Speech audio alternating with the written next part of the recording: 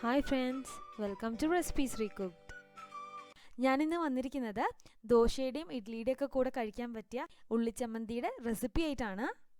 വെറും 3 ഇൻഗ്രീഡിയൻസ് കൊണ്ട് പെട്ടെന്ന് തന്നെ തയ്യാറാക്കിയെടുക്കാം.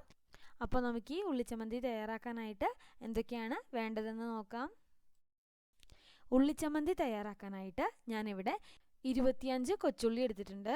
കൊച്ചുള്ളിക്ക് പകരമായിട്ട് ഒരു മീഡിയം സൈസിലുള്ള ഒരു സവോള എടുത്താലും മതിയാകും. പിന്നെ വേണ്ടത് ഉണക്കമുളകാണ്. ഞാനിവിടെ ഒരു 7 പിരിയൻ മുളക് എടുത്തിട്ടുണ്ട്. പിരിയൻ മുളകിൻ്റെ അളവ് താല്പര്യത്തിനനുസരിച്ച് മാറ്റം വരുത്താവുന്നതാണ്. പിന്നെ വേണ്ടത് വളരെ ചെറിയൊരു കഷ്ണം വാളൻപുളിയാണ്. പുളിയുടെ അളവിലും നിങ്ങൾക്ക് താല്പര്യത്തിനനുസരിച്ചിട്ട് മാറ്റങ്ങൾ വരുത്താവുന്നതാണ്.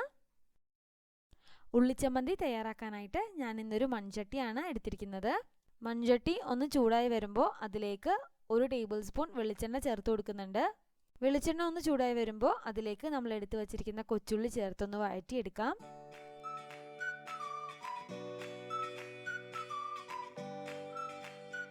കൊച്ചുള്ളിയൊക്കെ ഒന്ന് വെന്ത് നിറം മാറി വരുമ്പോൾ നമ്മൾ എടുത്തു വച്ചിരിക്കുന്ന പിരിയൻ മുളക് ചേർത്ത് കൊടുക്കാം. പിരിയൻ മുളക് കയ്യിലില്ലാന്നുണ്ടെങ്കിൽ വറ്റൽമുളക് ചേർത്ത് കൊടുത്താലും മതിയാകും. കൂടെ തന്നെ നമ്മൾ എടുത്തു വച്ചിരിക്കുന്ന ചെറിയ കഷ്ണം വാളൻപുളിയും ചേർത്ത് നന്നായിട്ട് വഴറ്റിയെടുക്കാം. വറ്റൽമുളകാണ് ചേർക്കുന്നത് എന്നുണ്ടെങ്കിൽ 3-4 ചേർത്താൽ മതിയാകും. നല്ലെണ്ണയുടെ ഫ്ലേവർ ഇഷ്ടമുള്ളവർക്ക് ഈ റെസിപ്പിയിൽ വെളിച്ചെണ്ണയ്ക്ക് പകരം നല്ലെണ്ണയും യൂസ് ചെയ്യാവുന്നതാണ്. മാത്രമല്ല, കറിവേപ്പില ഉണ്ടെങ്കിൽ ഈ സമയത്ത് കറിവേപ്പിലയും കൂടെ ചേർത്ത് വഴറ്റിയെടുക്കാവുന്നതാണ്.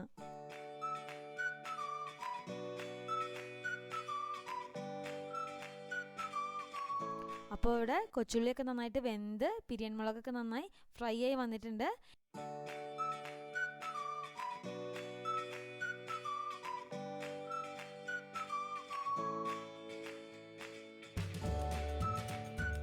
ഇതിലോട്ട് ആവശ്യത്തിന് ഉപ്പ് ചേർത്ത് കൊടുക്കാം.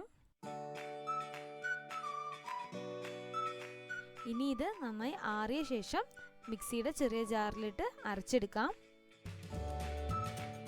ഉള്ളിച്ചമ്മന്തി അപ്പം നല്ല ഫൈനായിട്ട് അരച്ചെടുത്തിട്ടുണ്ട്. ഞാൻ ഈ ചമ്മന്തി കടുക് താളിച്ചെടുക്കാറില്ല, പകരം 2 സ്പൂൺ വെളിച്ചെണ്ണ ചേർത്ത് കൊടുക്കാറാണ് പതിവ്. അപ്പോൾ നമ്മുടെ ഉള്ളിച്ചമ്മന്തി ഇവിടെ റെഡി ആയിട്ടുണ്ട്. തീർച്ചയായിട്ടും ഒന്ന് ട്രൈ ചെയ്ത് നോക്കണം. ഇന്നത്തെ ഈ റെസിപ്പി എല്ലാവർക്കും ഇഷ്ടമായെന്ന് പ്രതീക്ഷിക്കുന്നു. അപ്പോൾ ചാനൽ സബ്സ്ക്രൈബ് ചെയ്യാനും വീഡിയോ ലൈക്കും ഷെയറും ചെയ്യാൻ മറക്കരുത്. വീണ്ടും മറ്റൊരു വ്ളോഗിൽ കാണാം.